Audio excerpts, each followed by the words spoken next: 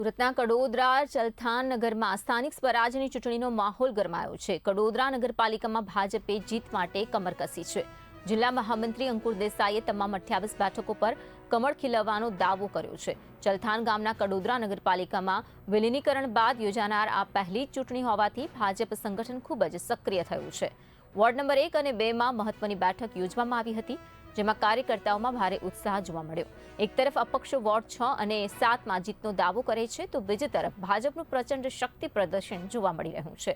ખાસ કરીને ward number 6 માં 200 થી 300 કાર્યકર્તાઓ સાથે ભવ્ય પ્રચાર કરવામાં આવ્યો હતો। વિકાસના મુદ્દાઓ અને સંગઠનની મજબૂત સાથે ભાજપ આ ચૂંટણીમાં એકતરફી વિજય મેળવવા માટે અગ્રસર છે।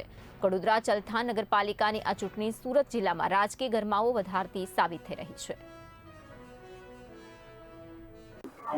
સ્થાનિક સ્વરાજ્યની ચૂંટણી કડોદરા ચલથાણ નગરપાલિકાના વિસ્તરણ બાદ જ્યારે 26 તારીખે પ્રથમવાર કડોદરા નગરપાલિકાની ચૂંટણી યોજાવાની છે, ત્યારે કચ્છ કડવા પાટીદાર સમાજ ભવન ખાતે આજરોજ સમસ્ત પાટીદાર સમાજના યુવાઓ, વડીલો, માતા બહેનો મોટી સંખ્યામાં ઉપસ્થિત રહ્યા અને વોર્ડ નંબર 2 અને 3ના ઉમેદવારો સાથે એક મોટી સંખ્યામાં યુવાનો સાથે પ્રચાર કાર્ય કર્યો અને ચોક્કસ 28 તારીખે કડોદરા ચલથાણ નગરપાલિકામાં 28 થી 28 બેઠકો પર ભારતીય જનતા પાર્ટી વિજય થશે।